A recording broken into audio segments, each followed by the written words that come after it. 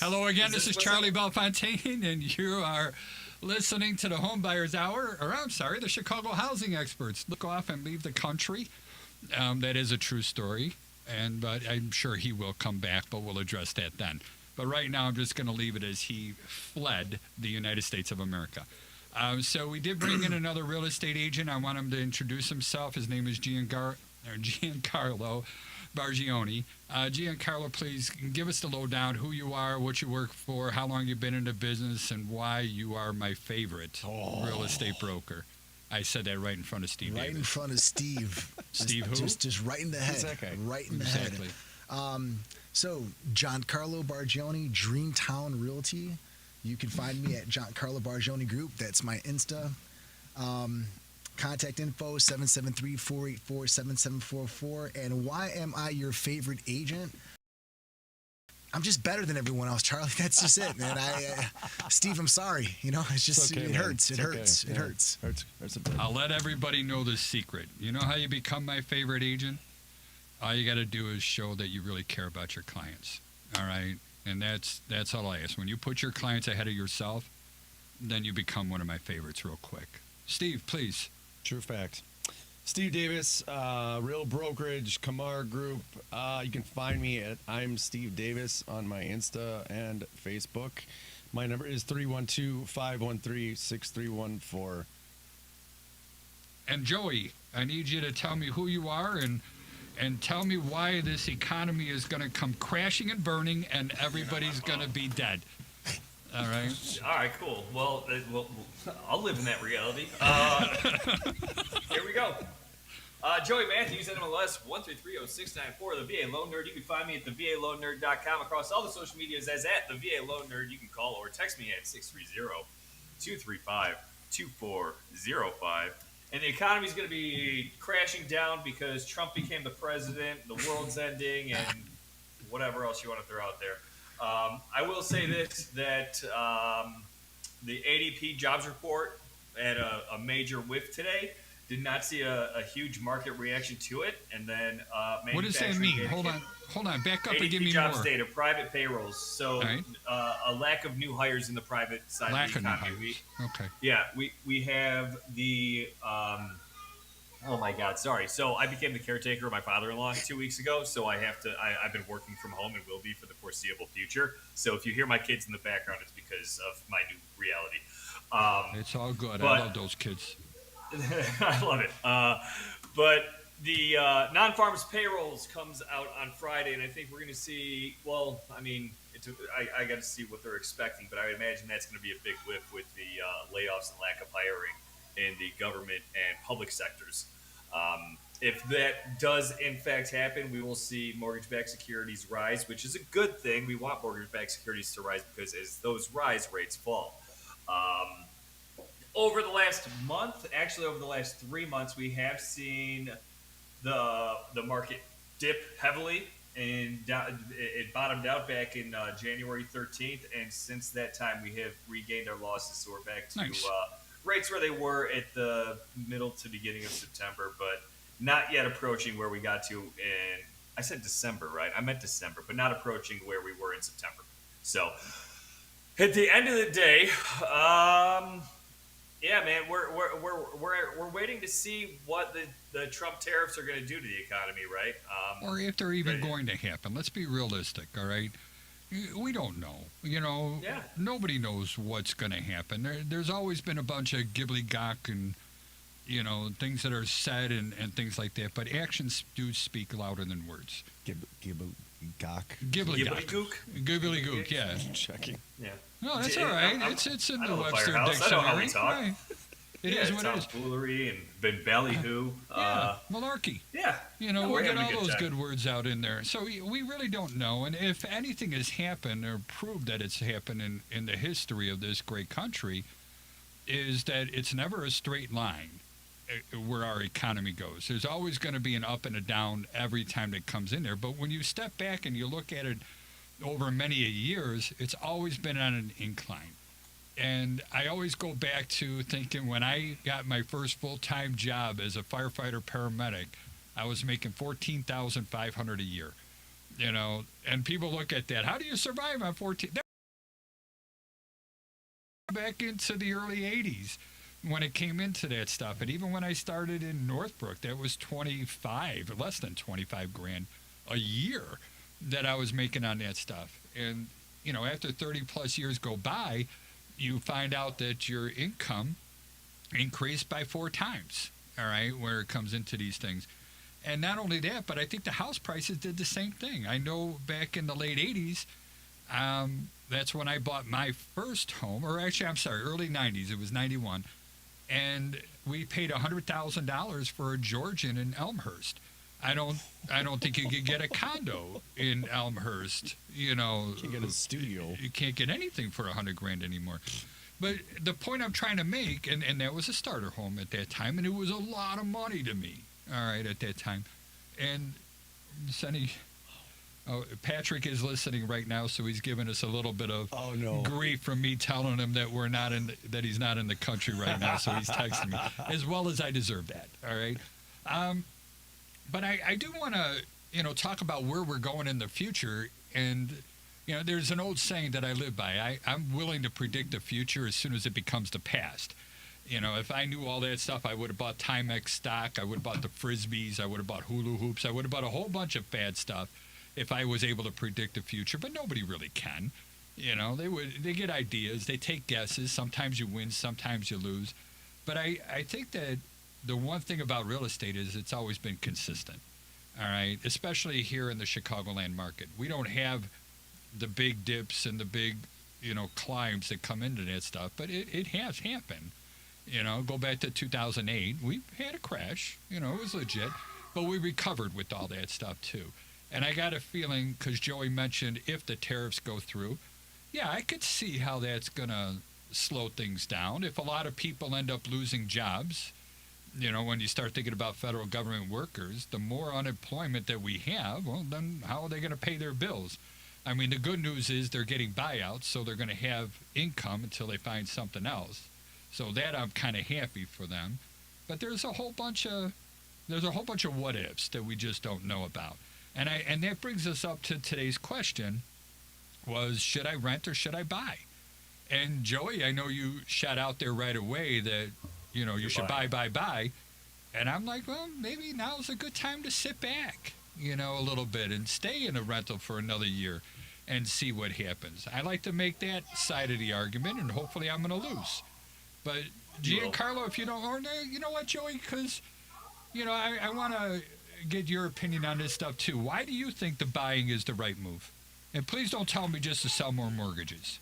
No, because it is, oh my gosh, it is by far the biggest pillar, I would argue, in the your investment portfolio. Just so, I like to pull up data. So since 1963, housing values have never gone down until 2008, right? Yeah. And then it took 5 years to correct to get back to 2008 values. Yeah. And we continue to appreciate. I mean, you're looking at 60 years of data that I'm going to see if I can go even further back on this. But that's powerful. That's also why we always tell people that the best thing you can invest in is real estate, or one of the best. Yeah, it's a no-brainer to me. And I personally, and Charlie, you've seen it yourself. You've lived through it. Yeah. Everyone on this has lived through it. I have watched clients just realize, if they bought like 10 years ago, they realized just how big of an investment it was, and they are so happy that they made that jump when they did. Yeah. And now people are like, oh, prices, oh, rates, oh, prices, oh, rate. I mean, you're going to get it one side or the other, no matter what. Always buy. Always buy. Yeah, go ahead. I couldn't agree more, right? But I think to your point, Charlie, it all depends on your horizon and what your plans are. Okay, if you're going to be moving, let's just say in the next year or two, and obviously with all the economic volatility that's taking place and the kind of the uncertainty, it's not a very liquid asset, and we could definitely see some instability, and you may not be able to unload that for profit within 1 to 2 years when you start factoring costs or whatnot. But if your time horizon is going to be 5 years, 7 years plus, you have to remember that you're already paying a mortgage. The question is, whose? Yours or someone else's. So Say that again. That's got to be said like 6 million times. yeah, you know, when you're renting, you're not renting, you're paying a mortgage. But when you're renting, you're paying someone else's mortgage. When you own your home, you're paying your own mortgage. Now let's take that one step further. Now, as a homeowner, if we're really concerned about the tariffs and inflation, we know real estate is one of the few asset classes that perform and increase with inflation. We do know that if there has been or will be a recession, and there's some conversation about that right now. We know that out of the last 5 recessions, real estate has also gone up. If you're worrying about your money, well, clearly, if you have real estate, you have tax incentives. So now your tax basis could actually get reduced even further, putting more money in your pocket. And then, of course, if there's appreciation, we've got 3 levels of wealth that's being created. You've got 1 with appreciation, you got 2 with debt service buy down, and you got 3 with tax deductibility, right? So I'm always going to be an advocate to buy, but clearly you need to know what is in your best decision, right? If you're planning on moving to a different country, a different state, if you're unfamiliar with if you just moved here, maybe it does make sense to rent, right? Because it is a very, very important decision. But right now, let's just take our opinion out of it, right? Let's look at Wall Street. Let's look at big money. Let's look at institutional investors. Let's look at BlackRock. Let's look at Invitation Homes. They're buying 65% of the real estate landscape. Okay, that's millions, if not billions of dollars. We're becoming a nation of renters. So if Wall Street is actually investing in real estate, I would consider it. Follow the money. Follow the money. Chime in on this, Steve. Well, I would definitely say that as far as how the market is and what's going on, you know, with the investors, whatnot. I mean, and you mentioned, you know, when, you know, history precedes us is the fact that, you know, follow the history. It's like a bell curve where it's just gonna go up and down, up and down, up and down. Stocks up and down, up and down, down. Same thing. So therefore, I mean, one of the best assets you can, you know, purchase is real estate. You could see why the investors are buying so much and making sure that they, you know, stay liquid and they have the capital to do it. So, you know, the rent versus buy aspect, I mean, I definitely, you know, respect and understand and agree. More importantly with Giancarlo is the fact that, you know, renting, you're going to pay someone else's mortgage and you're not building equity. When you have your own home, you're building equity. You know, I bought a house in 19, I bought it for $430, and now I can sell it for $650, and I put $50 into it. So the point is like, your value will increase when it comes to real estate. As Joey said, the first time in 60 years, whatever he said, in 2008, took 5 years to regain it, you know, 2013, and now we're back into the that trajectory. So, you know, I would have to say it's smarter to buy, as long as you are, again, what Giancarlo said, as long as you're here for a realistic amount of time, you know, 4, 5, 7 years, something like that. But it's otherwise, funny you bring that up because my son, he ended up buying a condo in Rogers Park. All right. I didn't get a phone call. This was before I met you. All right, fair enough. And besides that, I would have went to Giancarlo anyway because he's my favorite. Yeah, thank you, Charlie. I'm here for you. He doesn't do Rogers Park. It's all good. So, but he did buy a condo, and then a year later, he ended up taking a job in Memphis, Tennessee. So he thought it was a good idea to sell the condo. And he ended up losing, I think it was only $1,000 or $2,000. You know, there's a lot of cost. Lucky. There's a lot of cost into selling a home, all right? Mm-hmm. And you got to build that all into it. You know, I get it that when I look back at the real estate and the value of my home, we've been averaging somewhere around 8 to 10% every year, all right? And a lot of people, that's crazy. Well, I'm just telling you what the numbers are and what it's worth today. You're in Wilmette. That blows up for sure. It does. The nicer school districts Absolutely. do end up getting the property values going up quite a bit quick. But I also, you know, go back to when I lived out in the Plainfield area. You know, we bought our house there at $300,000. All right, and I took out a loan for like $290 or whatever it was. You know, we borrowed most of it. And then right around 2007, we were looking at selling our house, and I had somebody offer 410, and I turned it down. I said, no, that's insulting. And then I ended up, life got bad. We go through a divorce, and we were forced to sell, and now it's after 2008, and I ended up selling it for 260, on a short sale. Exactly. It was that rough that came in there. Now, on that same note, I was able to get into a rent with an option to buy situation because I was, held back with the short sale stuff until I could clear that one up. And I ended up buying a condo in Northbrook at a stupidly ridiculous cheap price that over that 2-year period ended up doubling. So I made a lot of money on that one, that comes in here. So you're right. The stuff goes up and down. I'm with you on that stuff. But maybe everything's a gamble. I get it. Life is a gamble. And the part I'm seeing about the buying is I honestly don't know what's going to happen, because my thought process is if they're going to add on 25% to our energy or our lumber, because a lot of that comes from Canada, or our cheap labor that comes from Mexico, if we're going to start adding a lot of that stuff on there, I see that as running the cost up. And when we run the cost up, and we're talking 25%, somebody's got to pay 25%. That's a huge amount of money. And I'm going back to what I think is the start of that 2008 collapse, and that's when the gas prices shot up from $2.50 to over $5. They doubled in the price, and people needed to drive to work. You got to make your money, so you're going to cut back on other things.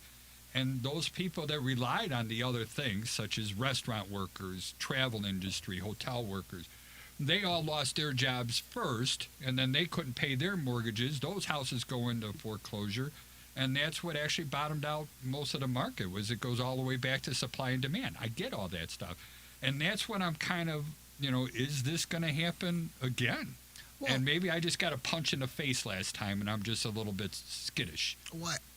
I don't know anyone that was in real estate at that time that did not get punched in the face, okay, including myself. I would say I probably got murdered. It would probably be a better word for it. But we have to start looking at the fundamentals. And the fundamentals of the market today versus the fundamentals of 2008 were completely different. If you look at supply and demand, we were oversupplied back in 2008. If you look at the mortgage I got to argue that one, but we weren't oversupplied in 2007.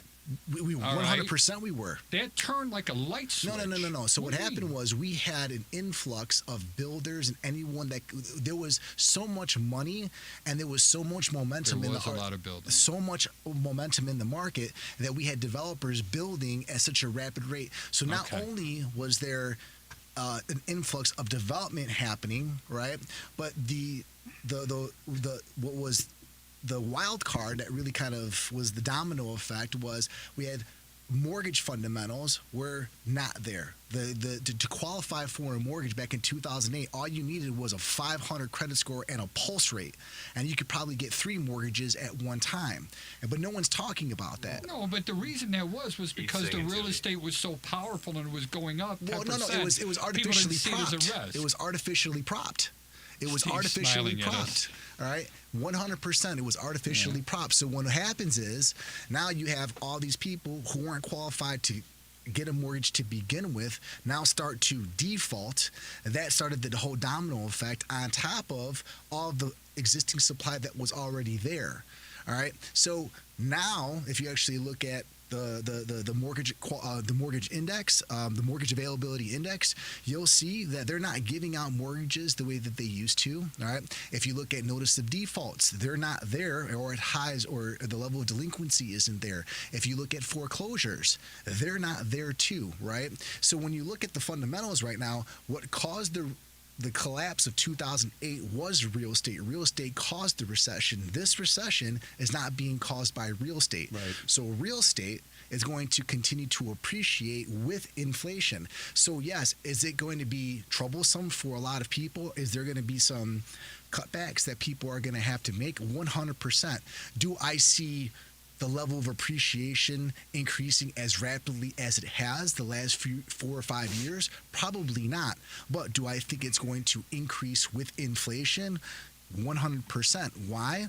There isn't any supply right now, and the fundamentals of this market are much more. The foundation is much stronger than it was back in 2008. So, making a comparison to this market versus the market of 2008, you have to look at the fundamentals, and the fundamentals are completely different. And so, therefore, I think this time. And we know everything is cyclical. What goes up goes down.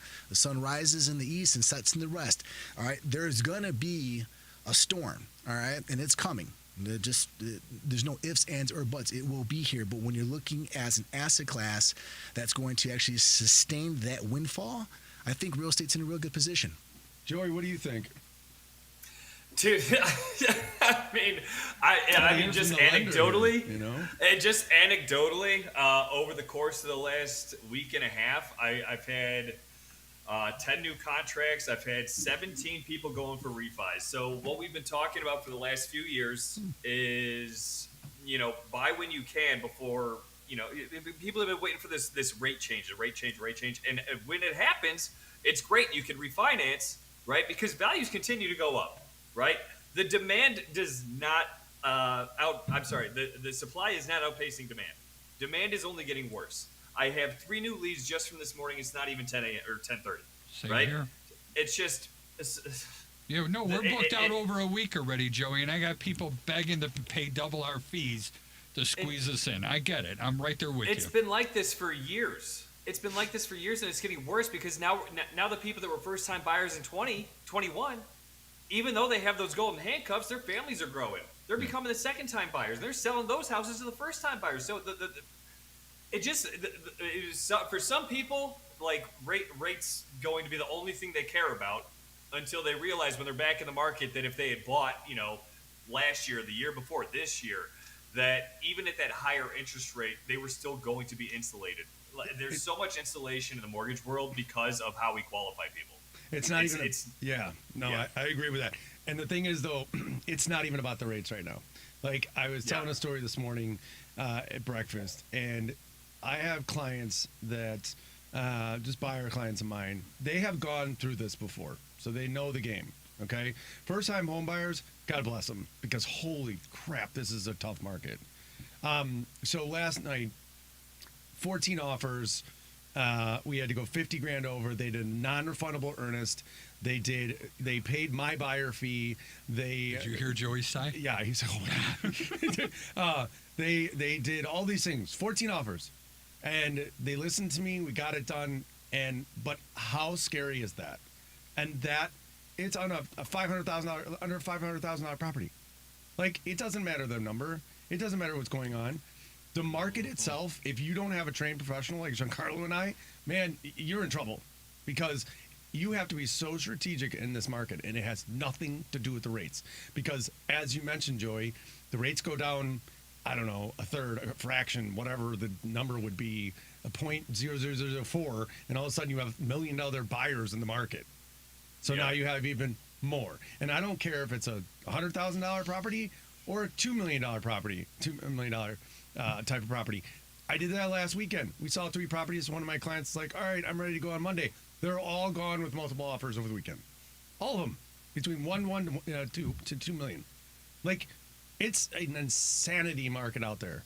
So it's not about the rates anymore. It's just about the supply and demand, like we were talking about. Joey? Yes. Anything else? It is. Dude, it makes me a little bit infuriated. And I go back to, because obviously I work with a lot of firefighters, Charlie. I know you do too. I hate firemen.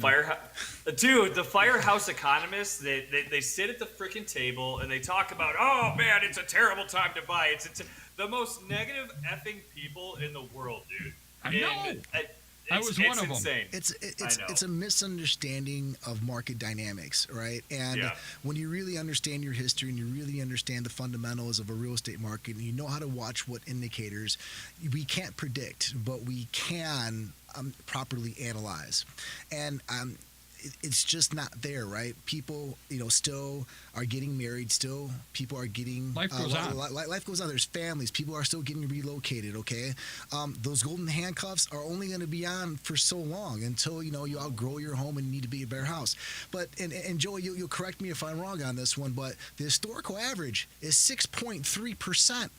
Okay, for mortgage rates. So, everyone's like, I'm waiting for mortgage rates to fall back to 5. Guess what? I don't think that's going to happen. Okay, again, now, if it does, wonderful. I'll be ecstatic personally. But if you look at history, and history sometimes often repeats itself, if you're getting a rate anywhere near 6.3%, which is the historical average since data was collected on mortgage rates, that is golden right there. Now, what is reduction of 25 basis points going to do for you when real estate's just shot up 10%? Boom, right there. Nothing. And this is my argument. 5 months ago, and I shouldn't say. Now I'm actually.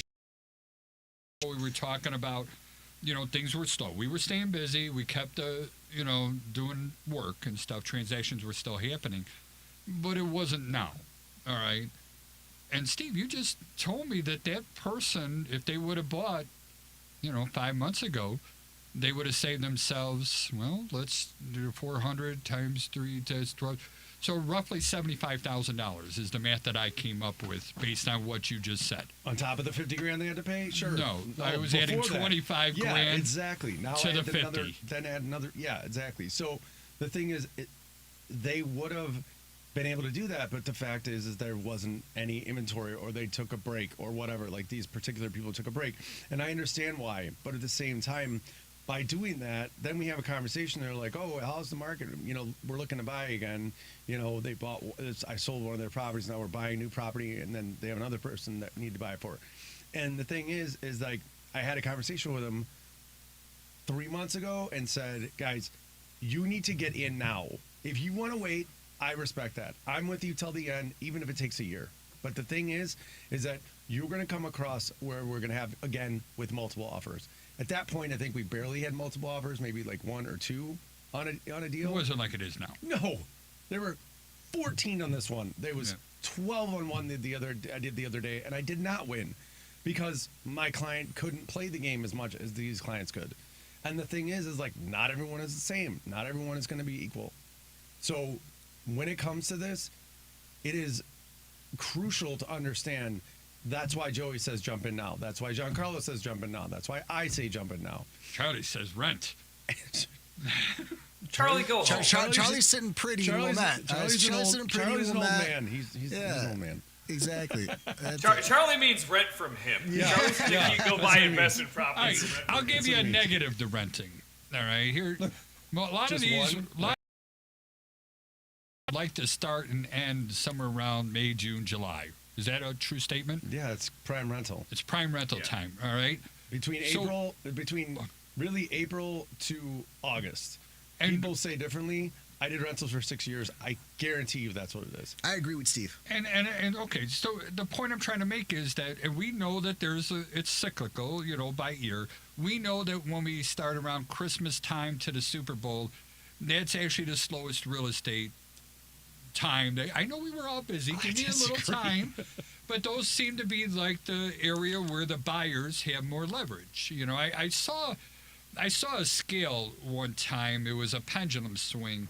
Is the leverage going to the sellers or is the leverage going to the buyers? And man, if I can get that every month, I would love to get hold of that data just so I could figure that out. I think that's powerful.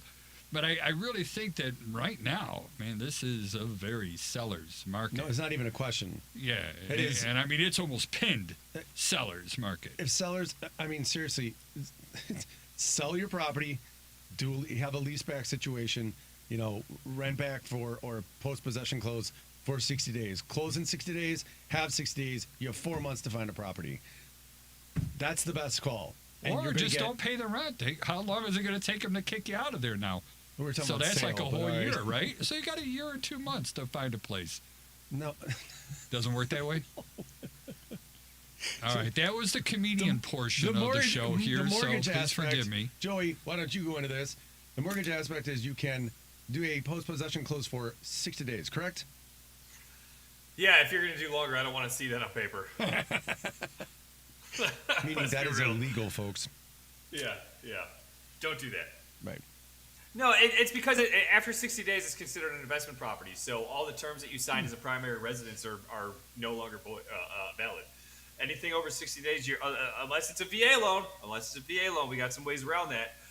You got generally up to a year where you could do post-possession close. But don't go buy an investment property on accident. Now, is there a lot of people in the Veterans Administration? Are there a lot of employees that are also being let go during all this transition? I honestly am not even watching. No? Yeah, just very bluntly. I am solely focused on the things that I can control, and once I see the data track over to my side, then I worry about it. Yeah. No, I got you. One of my inspectors, his wife works for the VA, and she's being heavily pressured to resign. And I think it's an important job what she does. She works with suicide prevention for veterans, and that's her major deal. That's a It's really important It's a job. big thing that veterans go through and stuff like that. And suicide is real, and I think that's a real big thing. But she's being pressured real hard to, take Send a the weekly buyout. email update. Yeah. Oh, I gotcha. Well, it's more than that. That's terrible. And stuff like that. And that's why I'm curious on, I honestly am way ignorant on what is being cut and who is being let go and what the reasonings are. I don't think anybody really knows the truth when it comes to a lot of that stuff. But I don't know. I'm digressing. So you were saying something. I'm sorry. You started saying something. Well, no, I think where we kind of went off on a tangent there, but we were talking more about whether you should rent and you should buy, and I think the consensus is there, right? Clearly we know that there's a storm coming. We know that real estate is an asset class that continues to rise with inflation. We know out of the last 5 recessions that we've had, 3 times real estate has gone up. One time it went down, that was 2008, and then one time it only dropped about 2%. So it's a great hedge against inflation. We know Wall Street is dumping money into real estate, so that's always a positive indicator. We know that with all of these tariffs, it's safe to assume that things are probably going to get more expensive. It's also safe to assume that with inflation, people are going to kind of run out of the stocks and start running towards the bonds. And Joey, we do know that it's not necessarily good for interest rates. We could actually see interest rates potentially rise, but we do know because of supply and demand, just to take basic economics, real estate is probably going to continue to increase, and we're starting to see that on the front lines. You got to look at your soldiers. You got to look at the front lines. Forget about high-level 30,000-mile point of view, right? If you talk to Steve and I, who are literally on the front lines daily, dealing with buyers, dealing with sellers, me working with sellers, I am shocked that I've been able to sell things posting on my social media. People are calling me up, lining up the door. I put a property on the market at 5 o'clock, that's definitely not what you're supposed to do, okay? But I did, okay? By 8 o'clock at night, we've got 14 showings on a property, okay? Oh my God. That's just ridiculous. 5 o'clock, by 9 p.m., I'm getting blown up. Yeah. I'm with my kids, and I'm getting blown up. I got to get into this property tonight, tomorrow morning at 6 a.m., 7 a.m., before the rest of the market does, right? So the indicators are extremely strong. Now notice the defaults. Look at foreclosures. It is non-existent. People aren't defaulting. That's big. Foreclosures are just not there. They're at the lowest levels we've seen in a very, very long time. And then guess who's cherry picking the best foreclosures? Wall Street, baby. Investors. Oh yeah, All right. BlackRock. Exactly. So the reality is that we know right now is you need to get in. You need to get in, and I think that it's really important just to kind of understand that that I don't think there's going to be any softening in prices anytime soon. And when there is a recession, now look, let's just kind of unpack this a little bit further. Let's look at the history of real estate for the last 100 years, from boom to bust. Every 18 years has been a real estate correction, okay? But what no one's talking about, and this is the John Carlo theory, guys, you're not going to see this in the books, but I will take credit for it if it becomes true, okay?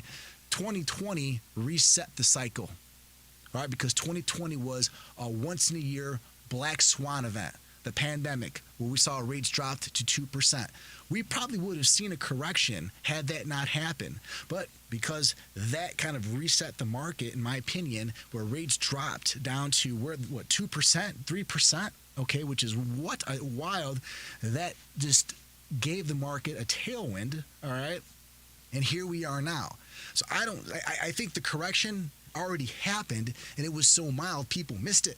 And so now it's all resetting, at least with real estate. So everyone's like, oh, another crash, another crash. We are scarred from that. We all know. But it's just not coming. All right? It's funny that you say that with the scarring from that, because I said it too. I was scarred. I got punched in the face with it. But then if you really start thinking about what really happened to me, I made out like a bandit. You know, yeah, my house was not worth what it was worth before the 2008 crash. I got that. But then I bought another property that wasn't worth what that was worth either before the 2008 crash. And when everything recovered, I was in a nicer school district at that point in time, and I actually recovered better than I would have recovered on the house. Yeah, and now, that's I'm sorry, huge. Steve, go ahead. No, I was just going to say, you said every 18 years. I thought it was every 10 years. I think it's on the eights, too. I'm going every 10 years. Yeah, I thought it was every 10. And the thing is, I'm not disagreeing or agreeing. I'm just saying, in general, like, it made sense on the 10 aspect, and 2020 would make sense, but I thought we were way overdue anyway. So we had a Nothing's making sense. we had a recovery. 2012. It's been a bull run. Yeah, Since 2012.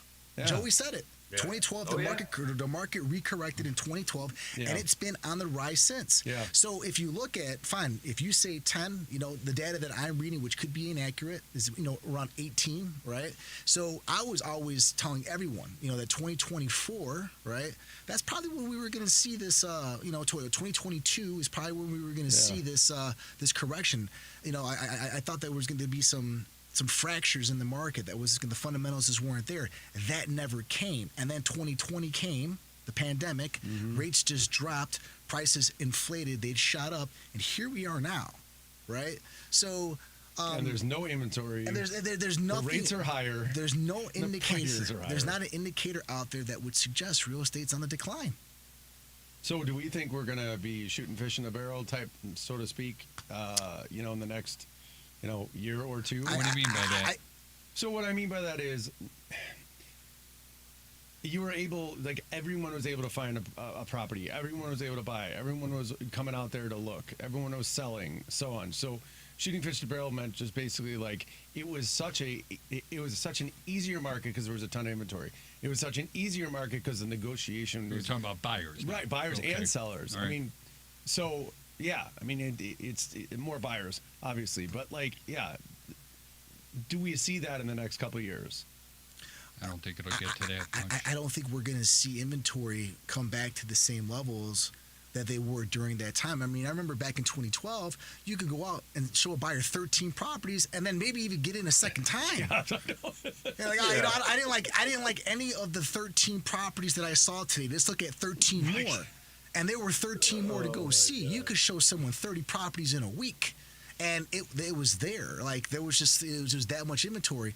Now you're lucky to see 8, and if you even see 8, you are consider yourself privileged. Good luck, and good luck that 4 out of the 8 are going to still be on the market if it was actually a pretty attractive property. So, no, I don't think it's going to get any easier anytime soon. I think what in my opinion now with all this, with the administration, their current policies, love them, hate them, let's just talk about how it impacts real estate, right? Now, clearly I work with a lot of builders. We know that, right? And we know that 14% of laborers are undocumented workers. They're not showing up to work right now. 14%. 14%. So now you're already taking a fractured industry where labor is scarce, right? Quality labor. Reduce that number by 14%. Guess what these laborers are going to start doing? They're going to be in high demand. Prices are going to go up. Okay? So now the cost of production is going to increase. The cost of production is going to increase. These developers, they're not in this for free. They got mouths to feed too. They've got payroll, right? They're going to pass that cost on to the consumer. Now, the wild card I do see, and I'm starting to kind of see it a little bit, is we know that appraisals are as a lagging indicator of value, right? And so as these new costs arise, because the developers can base a cost on their past project, but they can't predict what labor costs are going to be. They can't predict the 25% tariff on imported goods. We don't know what that cost is going to be. So clearly, it's safe to assume that the cost to build is going to increase. They're going to attempt to pass that cost on to the consumer. The market may be willing to pay for the premium, but if they're going to leverage a mortgage, the value on paper from a comparable perspective may not necessarily be there. So I think the threshold, right, or I would say maybe the kind of like the anchor a little bit to kind of cool this market off would be that the banks are going to be extremely conservative, and they're going to, if the market just doesn't support the data based on comparables and conforming approaches to values, we may see prices not increasing at a rate that they probably should or could because of that. Yes. So I think if anything, that's probably what's going to kind of cool this market off, is that it's not going to get too hot because these banks aren't going to make the same mistakes they did again. They're not going to give. Oh, they didn't make mistakes. They made mistakes. They did not. They followed the government rules. When? In 2008? Joey, do those rules change often? Lending rules, absolutely. Yeah, we get new updates from Fannie Mae, Freddie Mac, the VA, FHA. So those every couple months. Those are the entities that make the decisions about what you can loan out, right? The banks don't make those decisions. Well, no, some banks do, right? It depends on if you're working with portfolio programs or if you're working with GSE programs. GSE programs are the government service entities that get sold off to the government. So Fannie Mae, Freddie Mac, Ginnie Mae, they securitize all the loans, right? So if you're going to be selling those to the GSEs, they have to fit into the box that the GSEs create. If it's something outside of the box, and actually this is where the mortgage world is going to be big this year, is the non-QM space, so the things that won't be sold to Fannie, Freddie, Ginnie. Seeing a lot of DSCR loans. I have 4 DSCR loans I'm working on today. These guys are all nodding their heads yes with DSCR. I have no idea what that is. I think our listeners need to know what that is. For sure. So it's a debt service cover ratio. Long story short is it's an asset and credit-based loan, right? So we're not actually looking at income docs. The appraisal is what's going to tell us how much the home is valued at and how much the rents are going to bring in every month. They're going to have the rent rolls on there. So we're going to see if your mortgage payment is $1,000, right? Easy math. They're going to get the best debt service cover ratio rate terms at a rental income of $1,250. It's a 1.25% ratio, right? Or 125% ratio. I'm sorry. So and this takes for self-employed people that write off a lot of things that are looking to get into investments. I don't need your tax returns anymore. The only thing I need is assets.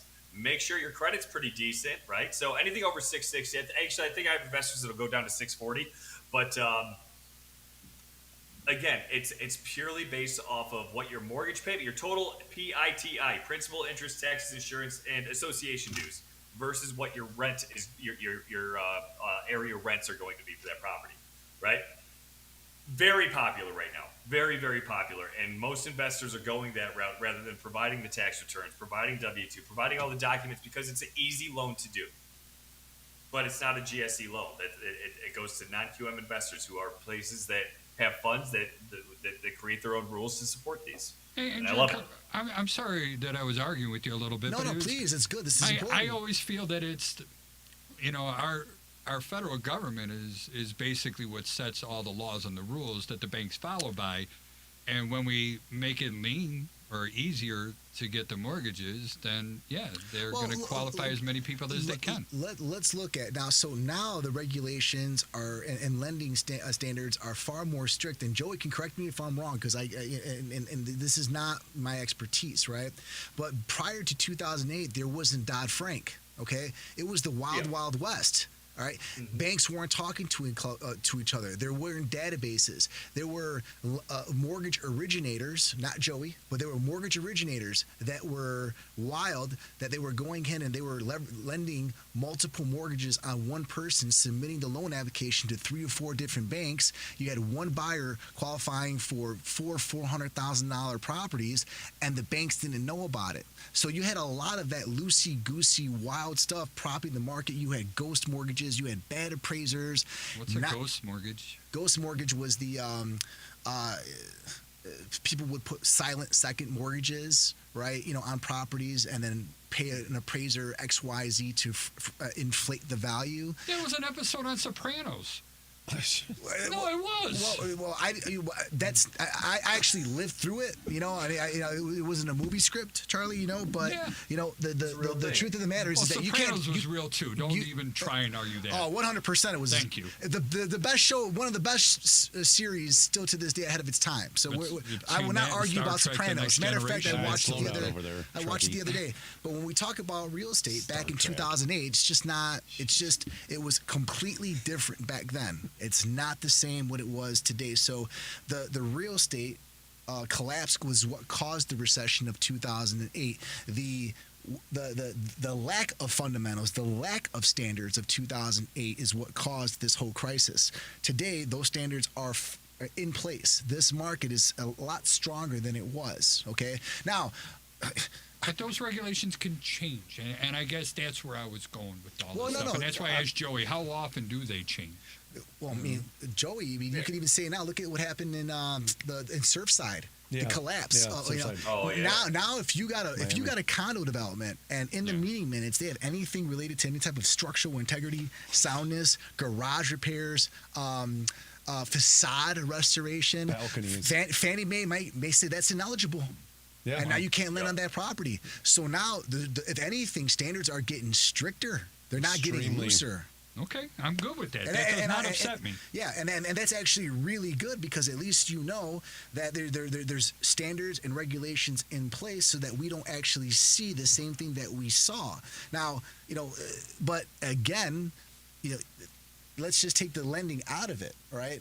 If you look at the supply, you look at the delinquencies, you look at the notice of defaults, all right? You look at, you know, the mortgage credit availability index. They're not lending money out like they used to, and the probability of delinquency is just not there, right? I think the wild card right now is inflation, these tariffs, right? And then the cost of production. So builders are not going to be able to build because acquisition is going to be too highly cost. So now, if anything, that's going to put further constraints on the market. That's going to put further constraints on the inventory. Now what's going to happen? That's going to definitely put upward pressures on prices. So the reality is, at least right now in the short term, I don't see real estate softening anytime soon. In fact, I see it rising tremendously, and the only thing that's going to cool this off is the values, because of how conforming approaches to appraisals take place, where you need 3 comps and whatnot to actually justify the value. Unless there's proper adjustments and you've got somewhat of a liberal appraiser, you're not, the value may not necessarily catch up with the demand. Well, it's interesting you bring up the appraiser aspect too, because, you know, I remember that, you know, there was times when we had issues with appraisals itself and so on. I probably have 2 out of this, like last year, not any this year, knock on wood. The thing is, though, is that with all these, the multiple offer situations and so on, are going to run into a lot of appraisal issues, in my opinion. And that's why it's so important that, you know, you obviously know how to play the game, you know, advise the client the right way, gap appraisal waivers, so on, that kind of thing. You know, and the thing that I believe, just like you had mentioned, with the real estate going up, you know, you mentioned the storm is coming. And the question is that it's not a storm due to real estate, right? It's an economic storm. So it's economic storm. Why don't you elaborate real quick on that? I'm curious to hear more about what you think. The economic storm is, all right, we've got an administration that's doing something different, okay? Which, whether you like it or don't like it, it's here to stay, and he's doing it, okay? So what do 25% tariffs mean, you know, to the market? Well, we're already starting to see the stock market, you know, being a little bit volatile. There was a major dip, you know, yesterday. I haven't looked at it today, but as of yesterday, the market dipped. Okay, But that's another thing that consistently goes up. Sure, fine. I mean, listen, we all know stock market over time, 8% annual rate return, follow the S&P. Wonderful. We're not going to disagree on that, right? But I do think that, okay, if there's 25% tariffs, we've got Doge coming in and laying off a lot of people, and if wherever there's a large federal presence, okay, we're going to start seeing people. But here's the difference, Charlie, and this is one thing I wanted to kind of talk to you about is, okay, if people are losing their jobs, let's just say because of layoffs or whatnot, okay, let's just say people can't afford the same standard of living because of inflation and whatnot. The difference today is that their houses aren't underwater. If you actually look at the amount of equity that people have in their homes, right, it is substantial. And I think there was a data point, and don't quote me on this, but I think the median equity that people had in their house was a couple $100,000. Okay, so people can tap into that, or they can actually sell that asset. Here was another interesting statistic that, let's just say, all the foreclosures that are currently happening right now, which banks are working with buyers, there are programs to keep you in place. But let's just say all the foreclosures that are active right now came on the market at one time. Let's just say hypothetically, okay, we had all the workers, they all wanted to sell their houses in one time. If you look at the market within a market, which is like Chicago, we got neighborhoods within neighborhoods. We got Forest Glen has 5 different neighborhoods. We've got boundary lines and so forth. We would only have a balanced market. In some markets, there's less than a 1 month supply. Mm-hmm. You know what that means? In 1 month, there will be no more homes to buy or sell. So if we get an influx of 5 months of inventory, that'd actually be healthy for the market. It would slow appreciation. It would actually help affordability, okay? But the truth of the matter is it cannot happen. It would not happen. That would not happen. That type of scenario just doesn't exist. Mm-hmm. But a lot of that comes into with the builders as well, especially when we get out to the outskirts, when you get the Pulte's and the Ryans and the William Ryan. When you get all the bigger builders building all the housing, they're adding a lot of inventory, to our system, and that helps bring those prices down as well. We just don't. Now we're going to have those tariffs coming in there, the wood, appliances, everything else. Those prices are going to go up too. And that's going to, if they can't make money, they're not going to be building homes. They're not in business to lose money. They're in business to make money. So now we got supply and demand because people are still getting married. People are still getting divorced. They're still making babies. People are still making babies, right? People still need to relocate. And the sad thing is, people are still in debt. Mm-hmm. Right? So when you look at the 5 Ds of real estate, that's life. That's life. So the natural cycle of inventory will start to come back on, but the tenureship, where it was 5 to 7, it's probably now 7 to 10 years where people are staying in their homes a little bit longer. Why? Because they all know I'm not going to get a 3% mortgage. My next mortgage payment will double. Right. And sadly, people don't live within their means. No, I'm with you there. And we only have 1 minute left, and I want to get our contact information out there again. Just one final note, though. Building wealth, real estate, investments, and savings. And those are the 3 main pillars to go ahead and build wealth. And I think that's what we're trying to focus on here. Giancarlo, please give us your contact information again. All right. So Giancarlo, Dreamtown Realty, Instagram, Giancarlo Bargioni Group, 773-484-7744. Steve Davis, Real Brokerage. You can find me on Instagram. I'm Steve Davis, as well as Facebook. And my number is 312-513-6314. And my favorite mortgage broker? Joey Mathews, VA Loan Nerd. VA Loan Nerd on all the social medias. You can call or text me at 630-235-2405. And you still do have the most romantic voice out of all of us here, no matter what happens. Got a good voice, Joey. Yes, you do. My name is Charlie Bellefontaine. I own Chicagoland Home Inspectors. Our phone number is 312-544-9180. Again, I'd like to special thank you to Henry, for taking good care of us today. And Devin, we miss you, and Patrick.